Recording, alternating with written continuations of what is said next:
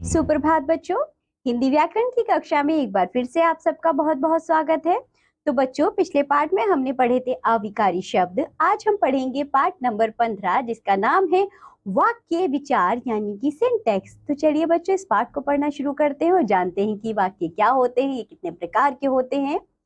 सबसे पहले यहाँ देखिए बच्चों, वाक्य सार्थक शब्दों का ऐसा समूह जो व्यवस्थित हो तथा कोई अर्थ देता हो वाक्य कहलाता है। पढ़िए और समझिए। सूर्य पूरब से निकलता है। खेलकूद शिक्षा के अंग है। टेलीविजन मनोरंजन एवं शिक्षा का साधन है।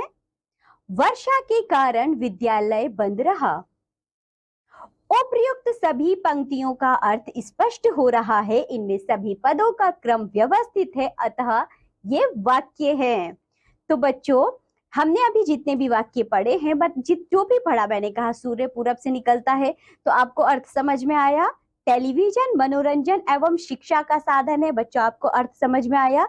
इसलिए इनमें बच्चों जो पद हैं वह क्रम से लगे हैं, व्यवस्थित रूप से लगे हैं, इनको हम वाक्य कहेंगे। आगे देखिए, वाक्य के तत्व यानी कि कंपोनेंट्स ऑफ सेंटेंस। पहला तत्व होता है बच्चों सार्थकता। वाक्य में सार्थकता होनी चाहिए, यानी कि निरर्थक शब्दों का समूह वाक्य रचना नहीं कर सकता, अतः सार्थक शब्दों का प्रयोग वाक्य की पहली आवश्यकता है। वाक्य में आवश्यकता अनुसार ऐसे शब्दों का भी प्रयोग किया जा सकता है जो निरर्थक होते हुए भी सार्थक शब्दों के साथ प्रयुक्त होकर सारवान हो जाते हैं। जैसे क्या किचकिच लगा रखी है, तो बच्चों जो किचकिच शब्द है यहाँ पर वो निरर्थक शब्द है, लेकिन सार्थक शब्दों के साथ जब इस निरर्थक शब्द का प्रयोग किया तो ये भी अपना एक अर्थ दे रहा है। भाई चाय वाय तो पिलाओ। जैसे कि हमने जो दोनों वाक्य पढ़े हैं, किचकिच निरर्थक बातों के लिए और वाय आदि वगैरह के लिए प्रयुक्त हुआ है, इस प्रकार निरर्थक होते हुए भी ये शब्द सार्थक हो गए। ये तो हुआ बच्चों सार्थकता, ठीक है, पहला तत्व। दूसरा देखो योग्यता। इससे अर्थ है कि शब्द केवल सार्थक ही ना हो बल्कि उनमें सार्थक होने के साथ साथ प्रसंग अनुसार अर्थ देने की योग्यता भी हो। उदाहरणार्थ देखिए, बच्चा फल पीता है।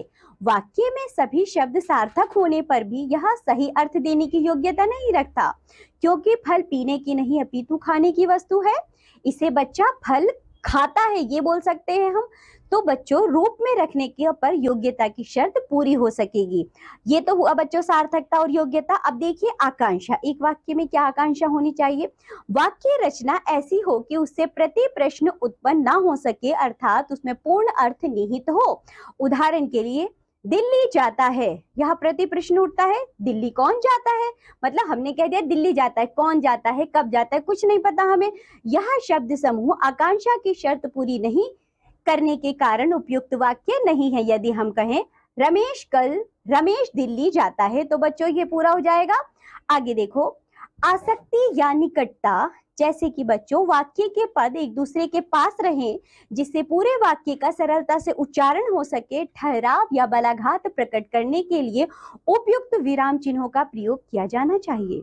उदाहरण के लिए, यदि पहले मनुष्य को अच्छा जीवन किस प्रकार बिताना चाहिए कहा जाए और पुनः 5 मिनट बाद यह धर्म ही बताता है कहा जाए, तो यह आसक्ति गुण रहित शब्द समूह रह जाएगा। मौखिक व लिखित कथन निकटता का गुण लेकर वाक्य रूप में इस प्रकार होगा, जैसे बच्चों मनुष्य को अच्छा जीवन किस प्रकार बिताना चाहिए यह धर्म ही बताता है। तो बच्चों जब हम दो वाक्य बोले, उनमें आसक्ति होनी चाहिए, उनमें निकटता होनी चाहिए, तभी वह हमें सही स्पष्ट रूप से अर्थ देकर जाएगा। आगे देखो बच्चों, वाक्य का पांचवा तत्व है पदक्रम। वाक्य में प्रयोग करने हेतु शब्दों का सही क्रम सही होना आवश्यक होता है। व्यवस्था के अनुसार पदों का संयोजन ही पदक्रम कहलाता है। जैसे उचित पदक्रम है बच्चों, बोलने से पहले सोचना चाहिए। यदि मैं इसको इस तरह बोलूं, सोचने से पहले बोलना चाहिए, तो ये बच्चों अनुचित पदक्रम कहलाएगा। इसी तरह एक और उदाहरण देखो, नाव यात्रियों सहित नदी में डूब गई। इसका अनुचित पदक्रम होगा बच्चों, नदी नाव सहित यात्रियों में डूब गई। तो बच्चों यह गलत हो जाएगा, यानी कि वाक्य वे तभी कहलाएगा जब उसमें आने वाले पद सभी क्रम अनुसार लगे होंगे। बच्चों आगे देखिए, अन्वय भी एक तत्व होता है। अन्वय से तात्पर्य है मेल। वाक्य में प्रयुक्त क्रिया के साथ कर्ता, कर्म, लिंग, वचन तथा पुरुष की अन्विति होना आवश्यक है, अन्यथा वाक्य अशुद्ध हो जाता है। तो बच्चों एक वाक्य में ये सभी तत्व होने चाहिए, तभी वह वाक्य कहलाएगा। यदि इनमें से बच्चों किसी भी तत्व की कमी होगी तो वह वाक्य अधूरा रह जाएगा। चलिए अब हम आगे बढ़ते हैं। अब हम पढ़ेंगे बच्चों वाक्य में वाक्य रचना यानी कि सेंटेंस फॉर्मेशन। कर्ता तथा क्रिया वाक्य के अनिवार्य अंग है। यदि बच्चों एक वाक्य में कर्ता ना हो, क्रिया ना हो, तो फिर वो वाक्य ही नहीं होगा। इनके बिना वाक्य की रचना नहीं की जा सकती। वाक्य में और भी अनेक तत्व होते हैं, परंतु वाक्य की रचना के लिए इन दो तत्वों का होना आवश्यक है। केवल कर्ता और क्रिया से भी वाक्य बन जाते हैं, जैसे वह उठा, माँ आई, पिताजी गए, बच्चा मुस्कुराया, गेंद उछली, गेंद उछली, सूर्य निकला। ठीक है बच्चों, आगे देखो। वाक्य के अंग यानी कि पार्ट्स ऑफ अ सेंटेंस, वाक्य के प्रमुख रूप से दो अंग होते हैं। पहला है बच्चों उद्देश्य और दूसरा है बच्चों विधेय। उद्देश्य यानी कि सब्जेक्ट देखो, सबसे पहले वाक्य में जिस प्राणी, वस्तु या स्थान के विषय में कुछ कहा जाता है उसे उद्देश्य कहते हैं। विधेय देखो बच्चों, प्रेडिकेट क्या होता है? वाक्य में उद्देश्य के विषय में जो कुछ कहा जाता है या अथवा बताया जाए उसे विधेय कहते हैं। उदाहरण से समझिए, तब आपको अच्छे से समझ में आएगा। एक वाक्य लिया हमने, भालू नाच रहा है। अब मुझे इसमें बताइए बच्चों, काम का करने वाला कौन है? भालू। भालू इसमें करता है, तो आपका भालू उद्देश्य हो जाएगा। नाच रहा है वह वाक्य बच्चों हमारा विधेय हो जाएगा। मेरे पितृ के पिताजी डॉक्टर हैं, तो बच्चों मेरे पितृ नहीं बच्चों, मेरे मित्र के पिताजी डॉक्टर हैं, तो मेरे मित्र के पिताजी ये हमारा उद्देश्य है यानी करता है बच्चों, तो डॉक्टर हैं ये हमारा विधेय हो जाएगा। मेहनती ही सफल होते हैं, तो बच्चों जो मेहनती है वह काम का करने वाला है, वह करता है, इसलिए यह उद्देश्य होगा, ही सफल होते हैं, ये हमारा विधेय हो जाएगा। कोयल डाल पर बैठी है, तो बच्चों कोयल हमारा उद्देश्य है, डाल पर बैठी है हमारा विधेय है। प्रधानमंत्री देश के नाम संदेश प्रसारित करेंगे, प्रधानमंत्री उद्देश्य है, देश के नाम संदेश प्रसारित करेंगे हमारा विधेय है। तो बच्चों चलिए अब आगे बढ़ते हैं। हमने जान लिया वाक्य के दो अंग होते हैं, उद्देश्य और विधेय। आगे बढ़िए। वाक्य के भेद देखिए, काइंड्स ऑफ द सेंटेंस। वाक्य भेद के दो आधार माने जाते हैं बच्चों। पहला है अर्थ के आधार पर वाक्य भेद और दूसरा होता है रचना के आधार पर। हम इन दोनों ही आधार पर पढ़ेंगे। सबसे पहले हम पढ़ते हैं अर्थ के आधार पर वाक्य के भेद। अर्थ के आधार पर वाक्य के भेद में सबसे पहला भेद है विधानवाचक वाक्य यानी कि एफर्मेटिव सेंटेंसेस। जिन वाक्यों में क्रिया के करने अथवा होने का सामान्य कथन हो उन्हें विधानवाचक वाक्य कहते हैं। जैसे आसिफ प्रतिदिन व्यायाम करता है, हिंदी हमारी राष्ट्रभाषा है, तो बच्चों यह विधानवाचक वाक्य होगा। ठीक है। दूसरा देखो नकारात्मक वाक्य यानी कि नेगेटिव सेंटेंस। जिन वाक्यों में क्रिया का ना करना अथवा ना होना पाया जाए उन्हें नकारात्मक वाक्य कहते हैं। जैसे आज वर्षा हुई है, सॉरी आज वर्षा नहीं हुई, गाय ने दूध नहीं दिया। तो बच्चों दोनों में ही निषेध है, दोनों में ही नकारात्मक है, इसलिए इनको नकारात्मक वाक्य कहेंगे। आगे देखो प्रश्नवाचक वाक्य यानी कि इंटरोगेटिव सेंटेंसेस। जिन वाक्यों में प्रश्न पूछे जाने का ज्ञान हो उन्हें प्रश्नवाचक वाक्य कहते हैं। जैसे क्या तुम्हें गर्मी लग रही है, तुम्हारा क्या नाम है, आगरा किस राज्य में है। तो बच्चों जिन वाक्यों में प्रश्न किया जाता है वह प्रश्नवाचक वाक्य कहलाते हैं। विस्मयादि बोधक वाक्य यानी कि एक्सक्लेमेटरी सेंटेंसेस। जिन वाक्यों में आश्चर्य, शोक, हर्ष, क्रोध, घृणा आदि के भाव प्रकट हो उन्हें विस्मयादि बोधक वाक्य कहते हैं। जैसे हाय बाढ़ ने गांव तबाह कर दिया, अरे इतना लंबा आदमी। तो बच्चों जिनसे हमारे आश्चर्य यानी कि हमारे भाव तुरंत वाले प्रकट होते हैं उनको हम विस्मयादि बोधक वाक्य कहते हैं। आज्ञावाचक वाक्य यानी कि इंपेरेटिव सेंटेंसेस। जिन वाक्यों से आज्ञा, अनुमति, आदेश अथवा अनुरोध का बोध हो उन्हें आज्ञावाचक वाक्य कहते हैं। जैसे ना जाने आज मैच कौन जीतेगा, सॉरी बच्चों, जैसे धूप में मत खेलो, कृपया मुझे जाने दीजिए, बच्चों अपना काम करो। तो बच्चों धूप में मत खेलो यह क्या है, एक आदेश है। कृपया मुझे जाने दो, यह बच्चों दीजिए, यह एक अनुमति है। बच्चों अपना काम करो, यह आदेश है। तो बच्चों इस तरीके से जो है जिन वाक्यों में आज्ञा, अनुमति, आदेश या अनुरोध किया जाता है उनको आज्ञावाचक वाक्य कहा जाता है। अब देखिए बच्चों अर्थ के आधार पर वाक्य का छठा भेद संदेहवाचक वाक्य, सेंटेंस शोइंग डाउट। जिन वाक्यों में काम के होने अथवा करने में संदेह प्रकट हो उन्हें संदेहवाचक वाक्य कहते हैं। जैसे ना जाने आज मैच कौन जीतेगा, शायद वह कल आए, अब तक वह घर पहुंच चुका होगा। तो बच्चों इनमें संदेह है ना सभी में, ना जाने आज मैच कौन जीतेगा, नहीं पता, संदेह शायद वह कल आए। तो बच्चों संदेह है, अब तक वह घर पहुंच चुका होगा, संदेह है बच्चों, इसलिए इनको संदेहवाचक वाक्य कहा जाता है। अब देखिए इच्छावाचक वाक्य यानी कि ऑप्टेटिव सेंटेंसेस, जिन वाक्यों में वक्ता अथवा लेखक की इच्छा, कामना या आशीर्वाद प्रकट हो उन्हें इच्छावाचक वाक्य कहते हैं। जैसे भगवान तुम्हें लंबी आयु दे, दूधो नहाओ पूतो फलो। आगे देखो बच्चों संकेतवाचक वाक्य यानी कि कंडीशनल सेंटेंसेस, जिन वाक्यों में किसी कार्य के होने अथवा न होने के प्रति किसी शर्त का बोध हो वे संकेतवाचक वाक्य कहलाते हैं। जैसे यदि नौकरी मिल गई तो मैं तुम्हारी सहायता करूंगा, यदि वर्षा हो गई होती तो फसल नहीं सूखती, यदि डॉक्टर समय पर आ जाता तो मरीज के प्राण बचाए जा सकते थे। तो बच्चों ये थे अर्थ के आधार पर वाक्य के भेद। अब हम पढ़ेंगे रचना के आधार पर वाक्य के भेद। रचना के आधार पर वाक्य के 3 भेद होते हैं, सरल अथवा साधारण वाक्य, संयुक्त वाक्य और मिश्र वाक्य। आइए इन्हें एक एक करके पढ़ते हैं। सबसे पहले देखिए बच्चों सरल अथवा साधारण वाक्य यानी कि सिंपल सेंटेंस क्या होते हैं। जिस वाक्य में केवल एक क्रिया होती है उसे सरल या साधारण वाक्य कहते हैं। जैसे मैंने जंगल में एक शेर देखा, रश्मि ने गीत सुनाया। संयुक्त वाक्य यानी कि कंपाउंड सेंटेंसेस, जब 2 या 2 से अधिक सरल वाक्य समानाधिकरण समुच्चय बोधक से जोड़े हो गए हों तब इस संयोग से बनने वाला वाक्य संयुक्त कहलाता है। जैसे वह बाग में गया किंतु फल तोड़कर नहीं लाया। 2 सरल वाक्य हैं ये, सलीम आया और चला गया, ये बच्चों 2 सरल वाक्य हैं, तो इनको कहा जाएगा। तो 2 सरल वाक्यों को जो बच्चों जोड़ा जाता है किसी समुच्चय बोधक शब्द से उसको संयुक्त वाक्य कहते हैं। अब देखिए बच्चों मिश्र वाक्य यानी कि कंपाउंड सेंटेंसेस,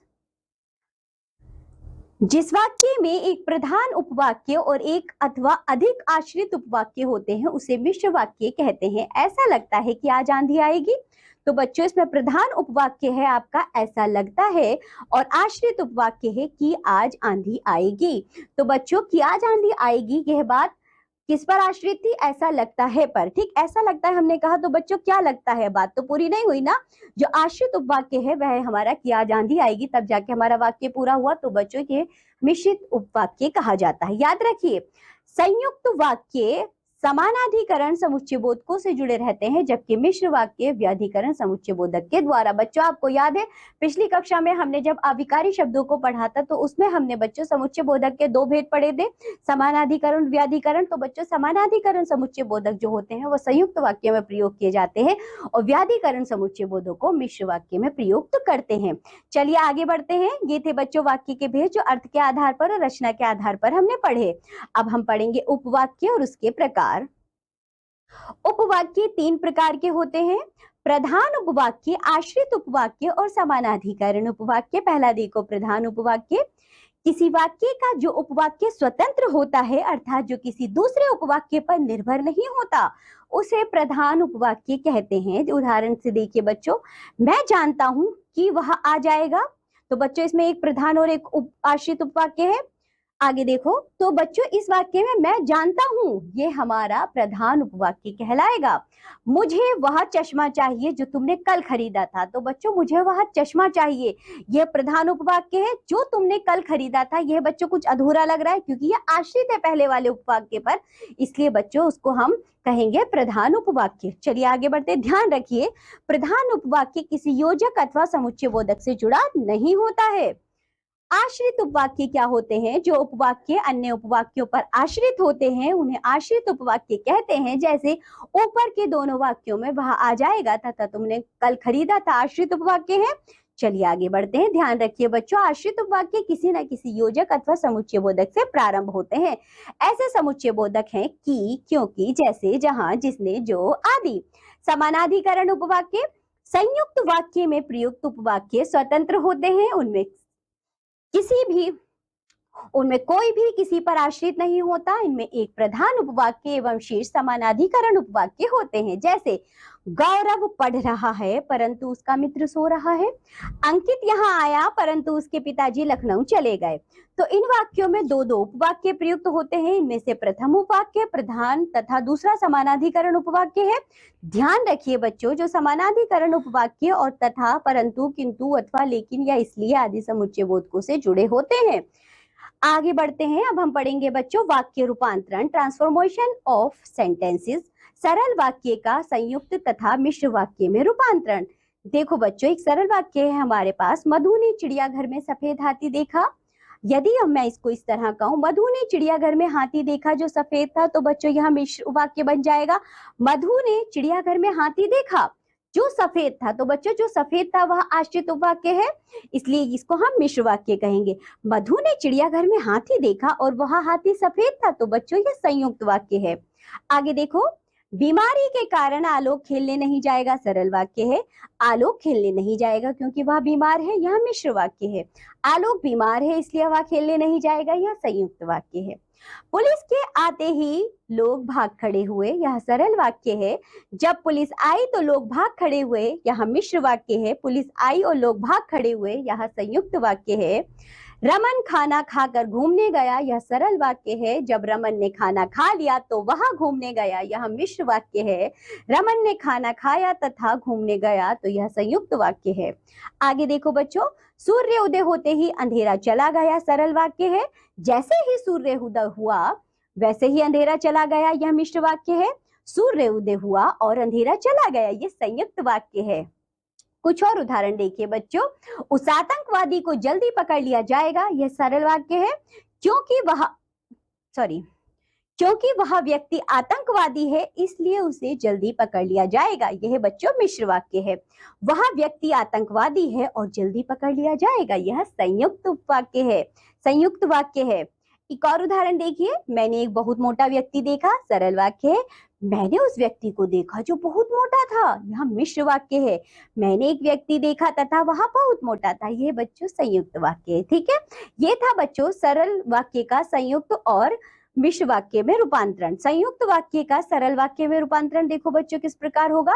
सूर्य उदय हुआ और पक्षी चहचहाने लगे, ये तो हुआ संयुक्त। सूर्य उदय होने पर पक्षी चहचहाने लगे, जो कि सरल हो गया। उसने खाना खाया तथा सो गया, ये संयुक्त है। वह खाना खाकर सो गया, यह सरल वाक्य है।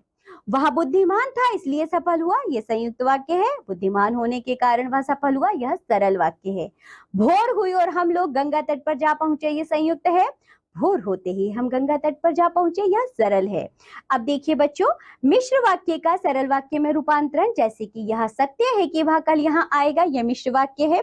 वह सत्य है, यह सत्य है, वह कल यहाँ आएगा, यह सरल वाक्य है। मैंने उसे पढ़ा लिखाया और अमेरिका भेजा, ये मिश्र वाक्य है बच्चों। मैंने उसे पढ़ा लिखाकर अमेरिका भेजा। यद्यपि वह अधिकारी बन गया फिर भी उसका व्यवहार मधुर है, यह मिश्र वाक्य है। अधिकारी बनने पर भी उसका व्यवहार मधुर है, तो ये बच्चों सरल वाक्य है। चलिए आगे बढ़ते हैं। अब देखिए बच्चों, अर्थ की दृष्टि से वाक्य परिवर्तन, विधानवाचक वाक्य का अन्य में परिवर्तन। बच्चों विधानवाचक वाक्य है विशेष लखनऊ में रहता है, तो इसका प्रश्नवाचक होगा क्या विशेष लखनऊ में रहता है, तो निषेधवाचक होगा विशेष लखनऊ में नहीं रहता है। आज्ञावाचक होगा विशेष तुम लखनऊ में रहा करो। विस्मयवाचक होगा अरे विशेष लखनऊ में रहने लगा। इच्छावाचक होगा काश विशेष लखनऊ में रहता। संदेहवाचक बच्चों होगा विशेष लखनऊ में रहता होगा, शायद विशेष लखनऊ में रहता है। तो संकेतवाचक होगा यदि अनुमति मिले तो विशेष लखनऊ में रहे। अब आगे देखिए बच्चों, विधानवाचक से प्रश्नवाचक और निषेधवाचक में परिवर्तन, जैसे कि विधानवाचक वाक्य है चौकीदार को देखते ही चोर भाग गया, तो प्रश्नवाचक होगा क्या चौकीदार को देखते ही चोर भाग गया, और निषेधवाचक होगा चौकीदार को देखते ही चोर नहीं भागे। विधानवाचक है चेतन खेलने जाएगा, प्रश्नवाचक होगा क्या चेतन खेलने जाएगा, निषेधवाचक होगा चेतन खेलने नहीं जाएगा।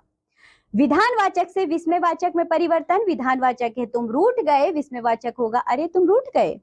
इच्छावाचक से प्रश्नवाचक में परिवर्तन, इच्छावाचक होगा संसार में सभी सुखी हो जाएं, प्रश्नवाचक होगा क्या संसार में सभी सुखी हो जाएं। विधानवाचक से आज्ञावाचक में परिवर्तन, पहला देखो बच्चों, अंजन प्रातः काल शीघ्र उठता है, यह विधानवाचक है, तो आज्ञावाचक इसका होगा अंजन प्रातः काल शीघ्र उठा करो। अब देखिए बच्चों, वाक्य के अर्थ में बिना कोई परिवर्तन किए वाक्य का रूपांतरण। पहला बच्चों वाक्य लिया हमने प्रश्नवाचक के रूप में, आतंकवादी को कौन आश्रय देगा, तो नकारात्मक बनेगा इसका, आतंकवादी को कोई आश्रय नहीं देगा। प्रश्नवाचक है बच्चों, अपनी वस्तु सबको प्रिय होती है, अपनी वस्तु किसे प्रिय नहीं होती। विधानवाचक वह बड़ा नीच है, तो विस्मयवाचक होगा आह वह कितना नीच है। विधानवाचक होगा बच्चों सुंदरता सभी को अच्छी लगती है, तो इसका प्रश्नवाचक होगा क्या सुंदरता सभी को अच्छी लगती है। तो बच्चों ये था हमारा वाक्य रूपांतरण जो कि हमने देखा। इसी के साथ ये पाठ होता है यहाँ समाप्त। आज हमने पढ़े बच्चों वाक्य विचार, जिसमें हमने जाना वाक्य के अंक पढ़ा, वाक्य बच्चों भेद पढ़े रचना के आधार पर भी और अर्थ के आधार पर। बच्चों हमने वाक्यों का परिवर्तन भी सीखा है। आप लोग इस वीडियो को दोबारा से देखिए, वाक्य परिवर्तनों को सीखिए, वाक्यों को जानिए, रचना के आधार पर अर्थ के आधार पर भेदों को पढ़िए। अब हम मिलेंगे आपसे अगली कक्षा में, तब तक के लिए बाय बच्चों।